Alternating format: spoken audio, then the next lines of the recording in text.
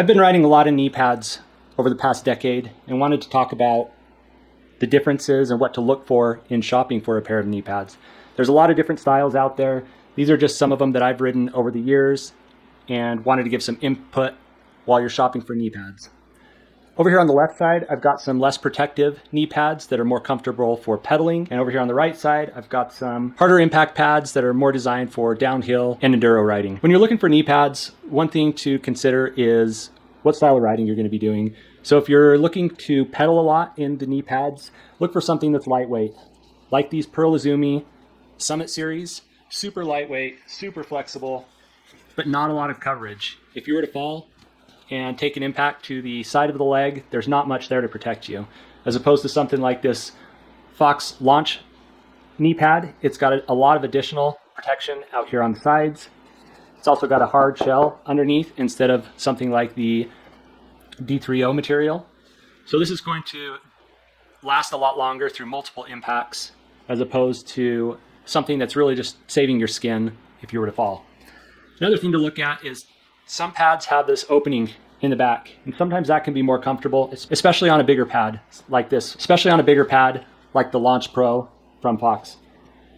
I don't think this is in production anymore, but Fox has a whole new lineup of pads. This is just to give you an idea while you're shopping for pads, what styles there are out there. When something's more lightweight, it doesn't necessarily need the cutout in the back. Because the material is so thin there, it wraps around the knee nicely.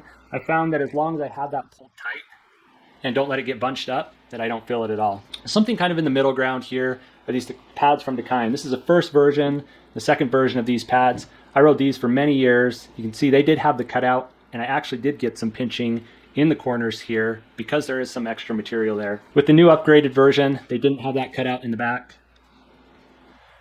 Another thing to look for is some sort of grip material or silicone across the top to keep the pads from sliding around too much.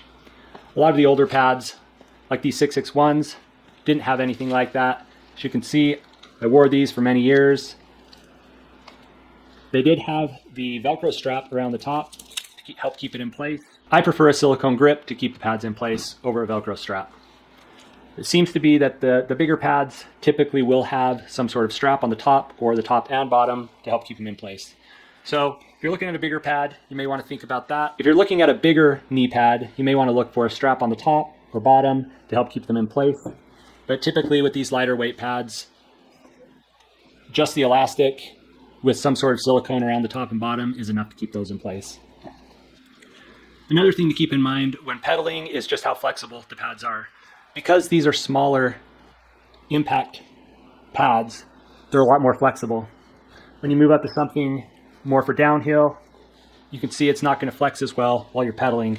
But typically if you're riding lift access, you're not so concerned about that. When I'm riding around day to day, I like to have a pad somewhere in the middle because I do a lot of pedaling, but I like to hit jumps and I do fall on occasion. I want something that offers a fair amount of protection.